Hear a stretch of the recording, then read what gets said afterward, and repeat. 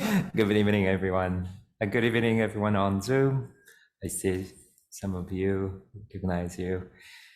Thank you for your time, and thank you for always accommodating the Satoshi's request for a visit. It's not always works, and I believe you're quite busy with the preparation for the retreat coming up soon, right? So you're ready for this? Yes. I remember being here last year, about a year ago, right after I came back to in-person practice. So it's wonderful to see after a year of lapse of time. And New York itself, I could feel has changed even since then. And I'm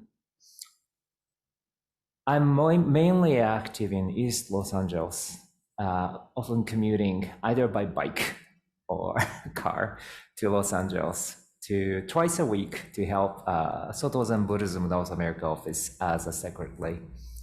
And other than that, I'm mostly serving the small community, a Japanese American community. My name is Gyokei Yokoyama. I'm one of the 57, I could be wrong, some Kokusai Kyoshi, international missionaries appointed to serve North America. And it's been 8 years since I was assigned to work in North America as an appointed missionary. First place I was appointed to serve as a community called Long Beach Buddhist Church. Long Beach Buddhist Church is a non-denominational Buddhist community, and their ancestors, parents and grandparents came from a place called Wakayama, Fishers, very feisty, and they are very straightforward, honest about Soto Shuchu. They didn't hold back.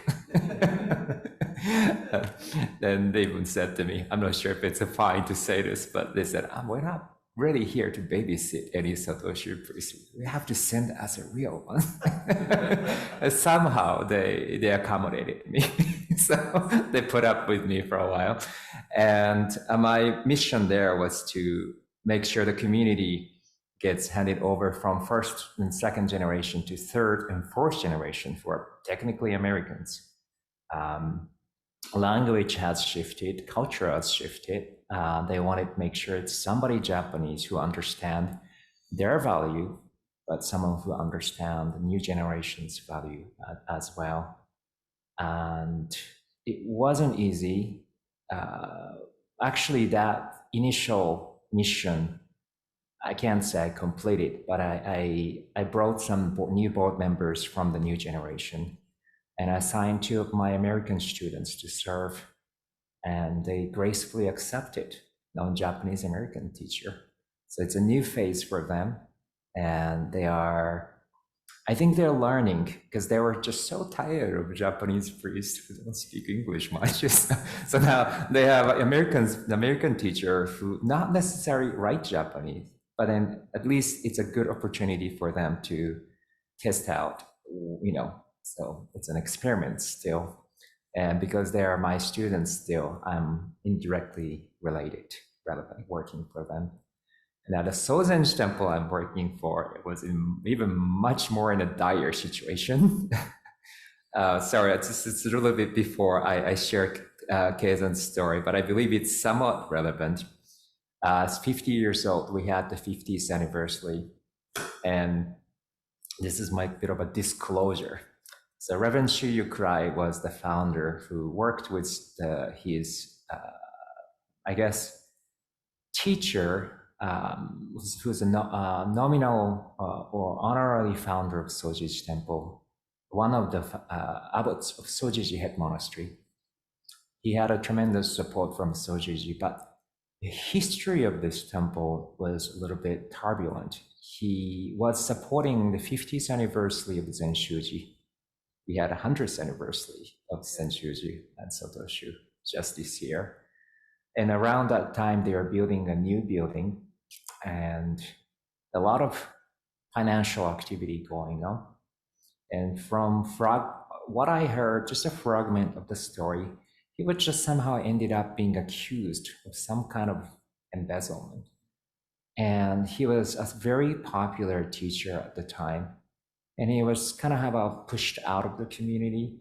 and along with him left more than half of the membership of Zen Shuji, a big supporter of the temple.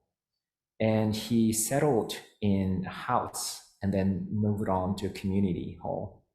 Eventually found this Catholic church that had bankruptcy just a few years before. And then found this building, and that's where the church, a temple, was built. Again, interesting thing is this community consisted of members who came after World War II. And I myself is a first generation immigrant, and we don't really particularly care if our children take over the tradition or not. So that's a trait of a new generation Japanese immigrants. So this temple, children are not necessarily interested, and there's much less kind of momentum. One of the members, and then Reverend Tom Cry, who was a great contributor to a larger Soto Zen community through his excellent taiko skill. He founded a taiko center of Los Angeles, and he was constantly out, reaching out to the sanghas. And I hear a lot of great things from many Zen centers. However, the membership of the community did not understand what he was doing, or maybe he wasn't really conveying what his intention was. So he's remembered as a teacher whose passion all went to taiko performance, not so much of a Dharma activity. That was a bit of a superficial understanding that left the membership with a little perplexed. It's nothing unusual about the teachers who came serve Japanese American temples. A bit of a misunderstanding, bit of a turbulence. The book that I wanted to share today, Tokoki, Records of Tokoku Valley, was a Keizan's temple when he started his own temple in the Tokoku Valley, how it was donated by a couple who owned the land, and how he contributed to Soto Zen school's formation. We all know how Dogen Zenji brought Soto Zen from China after the transmission from Rujin, Nyojo Zenji. We rarely talk about what happened after Dogen's days. Dogen passed away, and there was quite a bit of a turbulent period of time in Soto school. And Keizan Zenji and his students reestablished something that almost felt like crumbling. And Keizan's contribution was, while Dogen brought the teaching, the core teaching from China to Japan, Keizan and his students really established this tradition. And from that foundation, Soto Zen school continued to this day. And working for Sotoshu myself as one of the bureaucrats, probably I'm the most loosely connected one.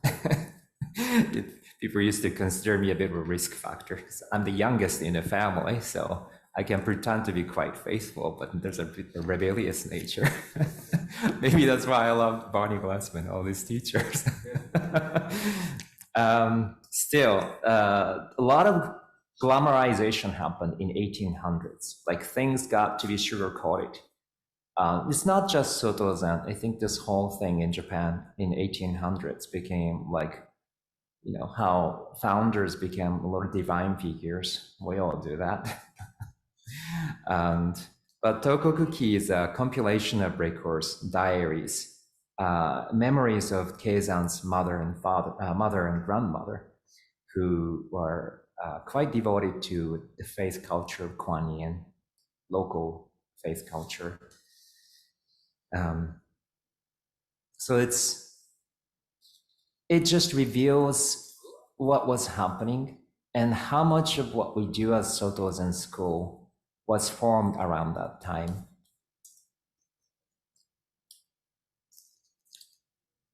Interesting resemblances here. This is actually something that I took away from my colleague Taiga's stigma representation. He was here in New York.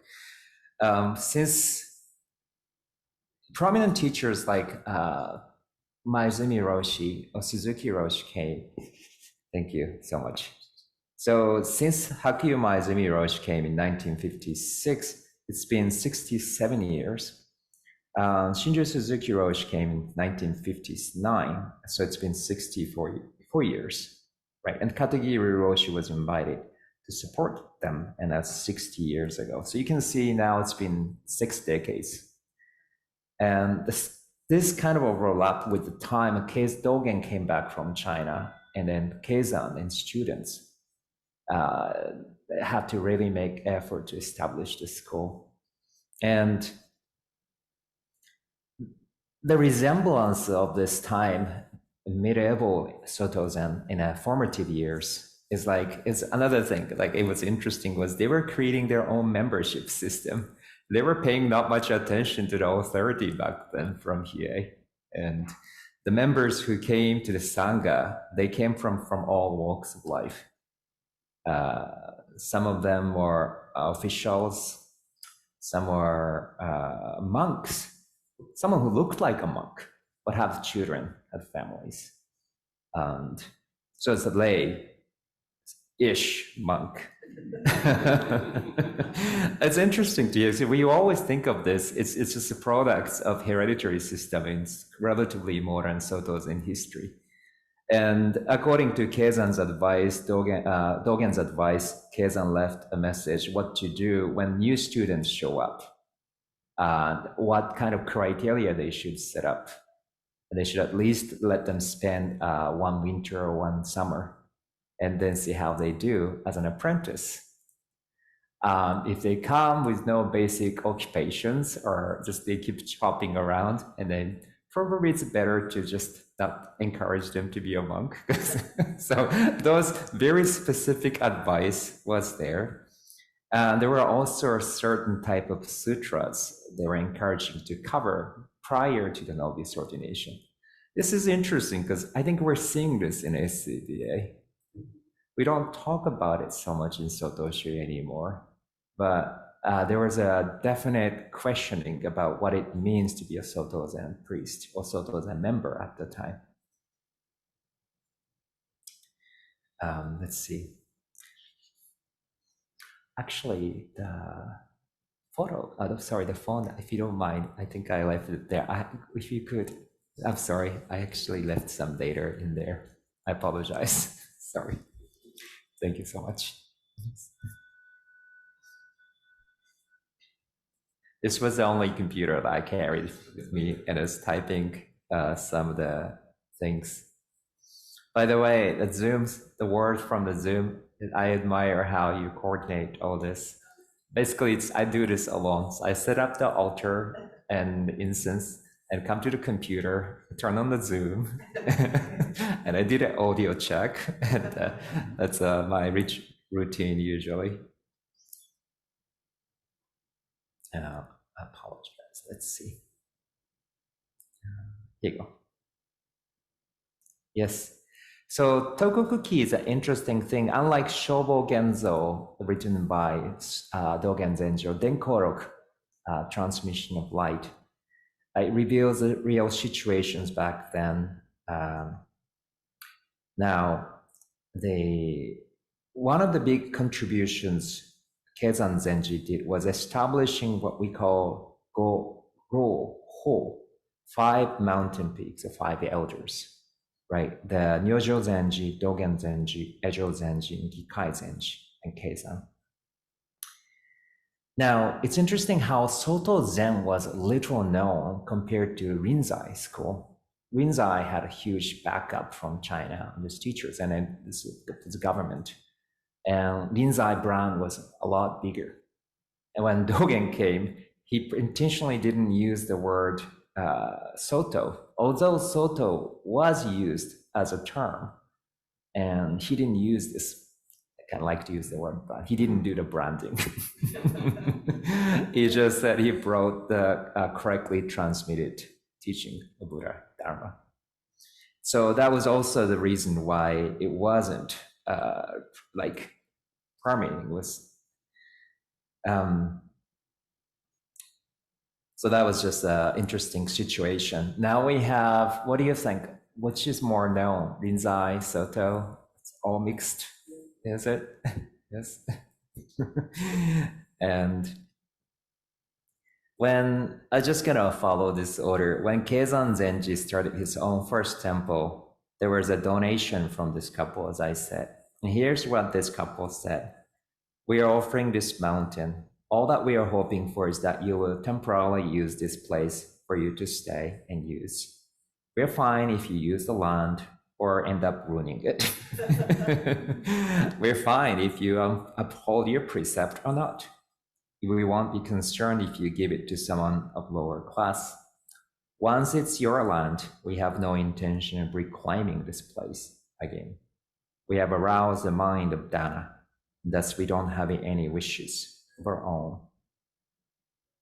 So this word really moved Keizan, and he started this temple in the Tokoku Valley.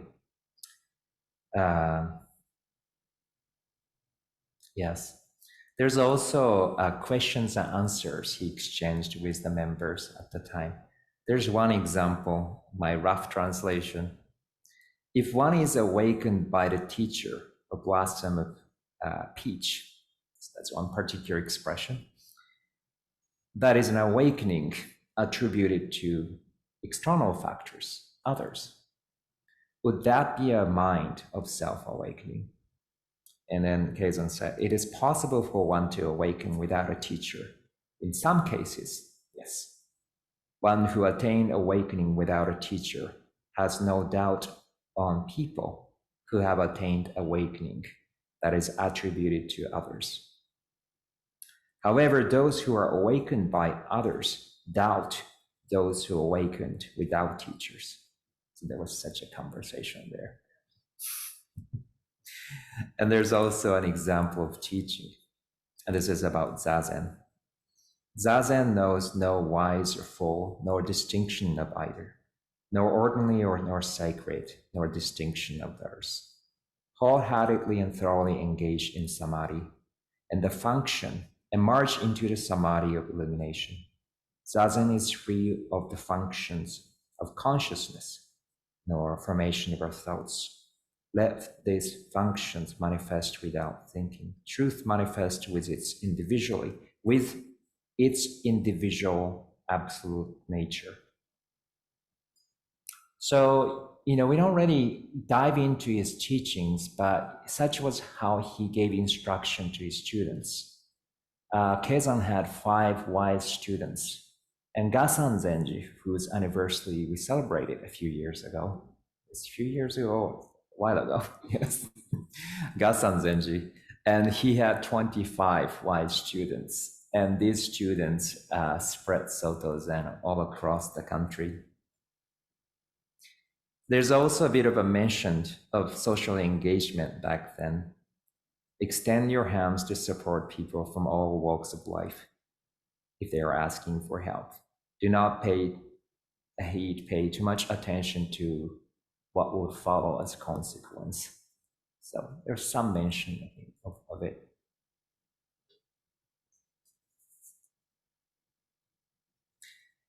Keizan Zenji was transmitted the Dharma from his teacher.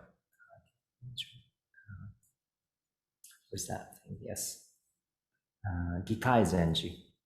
And Gyokei Zenji is known as having his background in Rinzai school.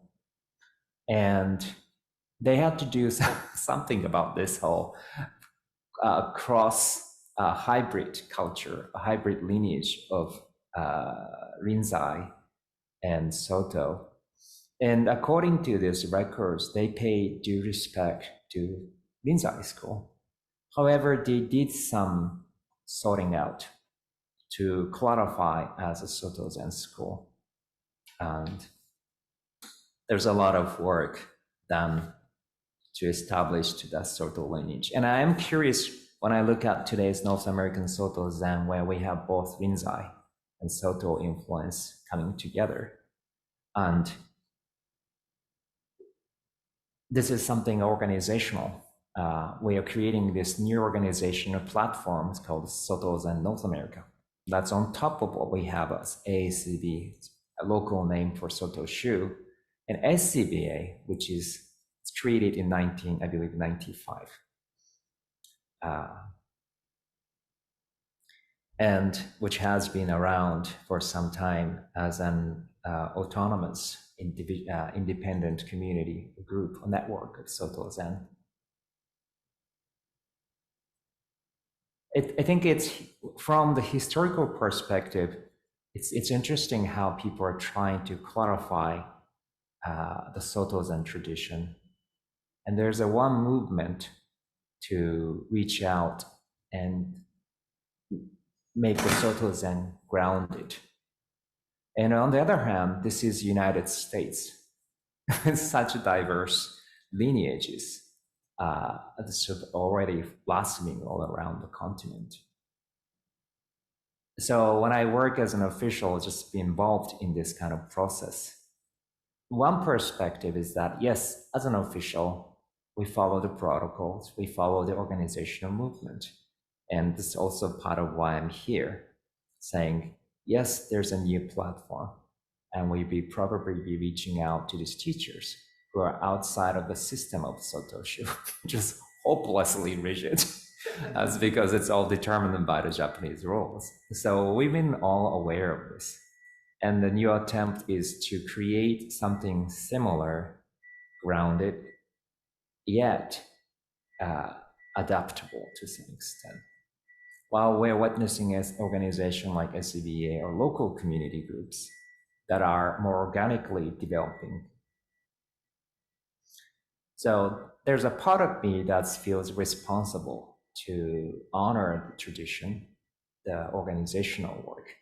And there's a part of me that is completely irresponsible, that I have no idea what's going to happen. And actually, except I don't really care, because, and there's that thing that says, well, you know, culture has its own will and it will determine, well, only the history will tell. So there's a part of me like that. So I hope I don't get in trouble for saying that right here. Keizan Zenji's, again, skillfulness was, he was really, I guess, he had that openness.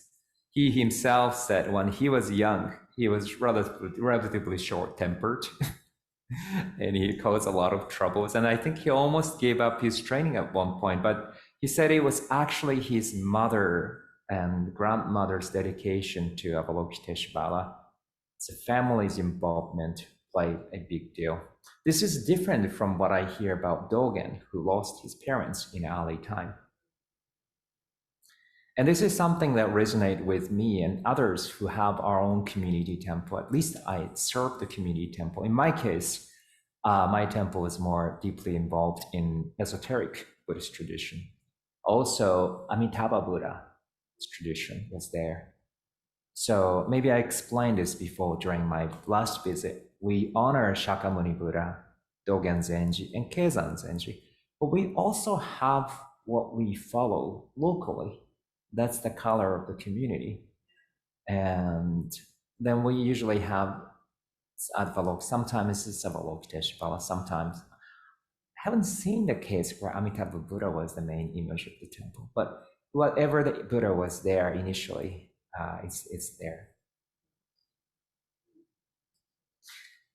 Now this is a little bit of information sharing, and I share this at other temples, and this is just my take of this. So if you can double check if I'm accurate or not accurate. This is what I always tell my students: you want to double check.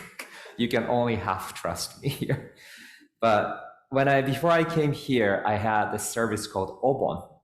Obon is an event. It's kind of like the Day of the Dead for Mexican people. We invite all the spirits of those who are with us here today, who are with us before physically. And also there's a bit of a nuance of those who will be here after us. And I love this service. And we invite hungry ghosts, demons. I love to tell this to all my Christian friends. We invite indiscriminately.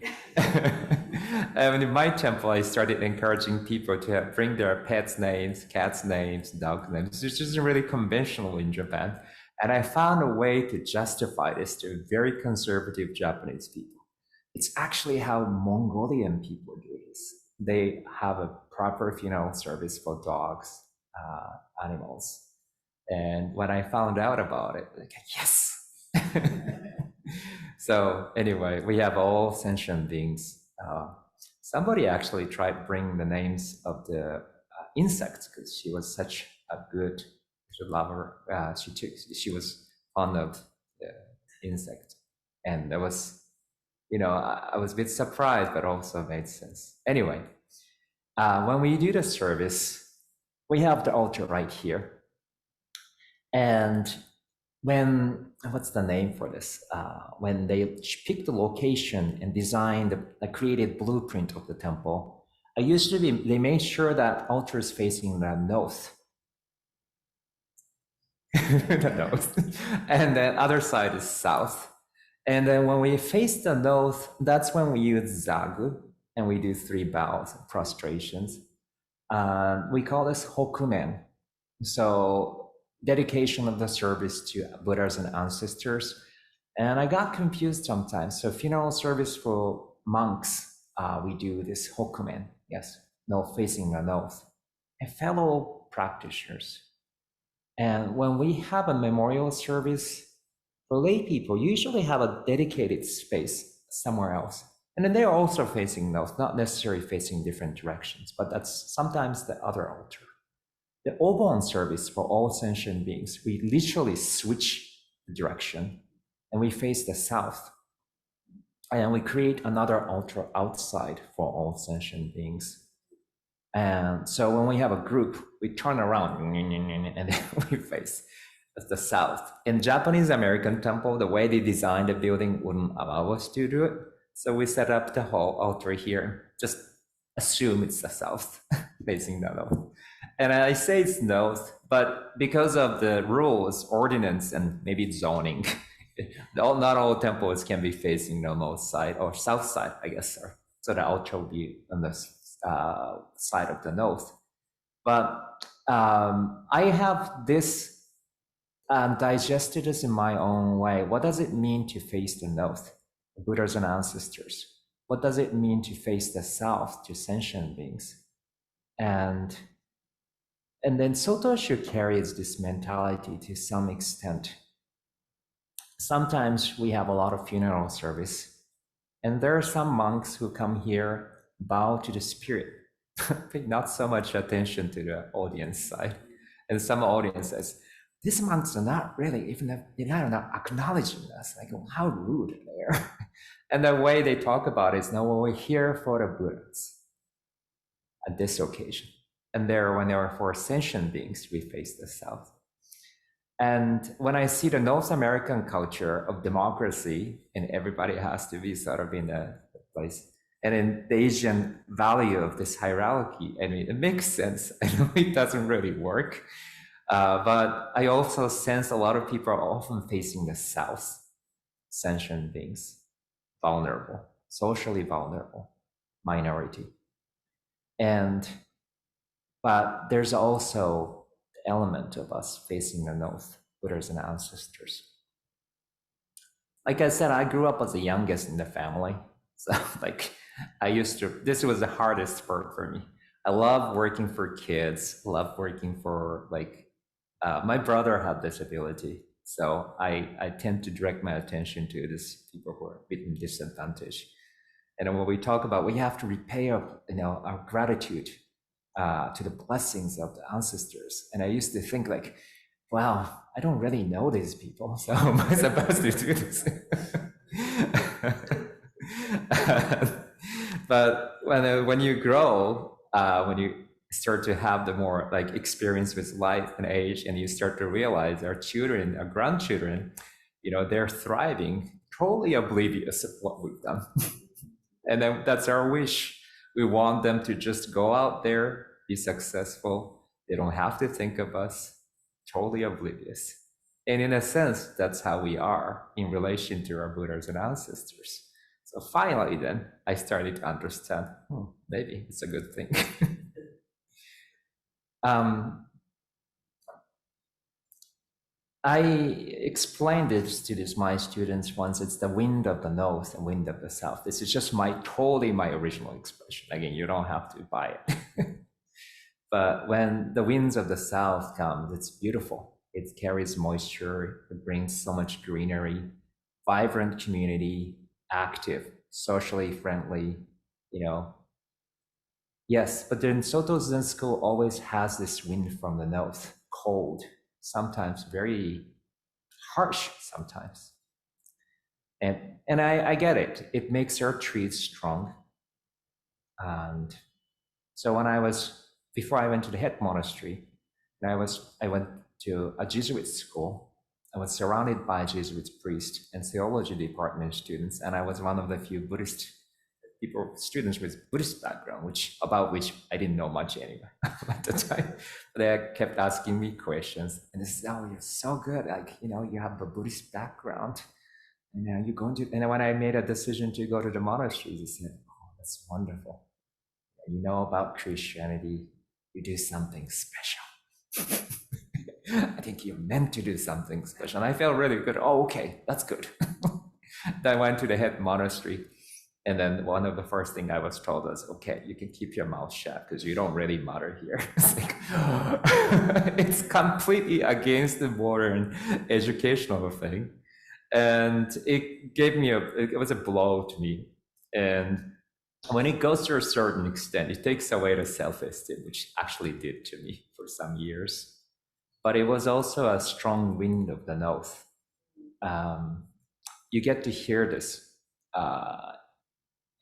And from just my experience, whether it's a wind from the south, wind from the north, it kind of shakes us. But then when you do zazen, you let this manifest. This voice, we realize, is actually in us right from the beginning. And when that voice comes from within the north or south, then it starts to sort of form this thing. When we do a Dharma transmission, there's a whole circle thing, teacher, student. And there's a continuity of us being a student, continuity of us being a teacher, just one whole circle. It's never a linear thing. And again, within that, we feel that wind. We're always facing the north, we're always facing the south at the same time, whatever level we are. This is a little bit off the book that I wanted to share about, but this is also something that while reading this book and realizing what a turbulent period of time they went through and how they stabilized this foundation of Soto Zen school, it made me think of these things. So I hope, Soto Zen system can be sometimes impossible, incomprehensible. But if you have any questions, I'd be happy to answer any questions about the system or the culture of the school. There's a lot of cultural differences. Japan and US have been so close as a countries, but even today, I feel there's a tremendous cultural gap. One of the main work that I do for the organization is the translation work. And it's not just the language. So, yes, I think what time is it? I don't want to use up the whole time. Yes, we'd like to honor the schedule. So I will conclude it here. Just before I finish, next year in April, we have the 700th anniversary of Keizan Zenji's passing.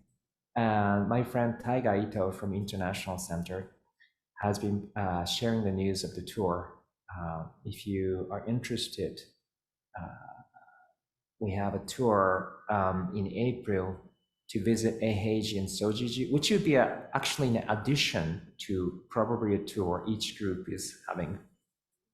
So my temple also is planning to go to Japan and maybe spend 10 days to a couple of weeks. So hoping that we'll have people, participants from South America, North America, Europe, Hawaii. And Just to let you know, Taiga Ito, Konjin Godwin, who's the director of international centers, and Zenki Nishimura, the new staff, they're the strikers in soccer field. And me and my other colleagues, supposed to be the defense and goalie, except that I don't really stay in the defense. So we have a slightly different role. And so if we also question or want to invite these teachers, I think they'd be happy to get reconnected. Japanese Sotoshu is losing a lot of population and members compared to 80s, 70s, and 80s. Society is facing very kind of a grim, serious situations. When they look at the Western Zen Sanghas, although we ourselves going through a turbulent period of time occasionally, still it inspires us. It gives us a sense of possibility, how we could also move on. One grave reality of monasteries in Japan, many of them, especially the local ones, need Western Zen practitioners come to Japan because they can't maintain the function of the monastery anymore. That's also a grave reality. There's also a great opportunity for them to open up, have a dialogue. So from an umbrella organization's perspective, I see a seriousness of the situation, but also a great opportunity for us to unfold, let the dialogue unfold. But as I said, there's a lot of cultural difference. If there's anything that's bothering you, like why, please ask me. I'd be happy to answer these questions. Thank you very much. Yes.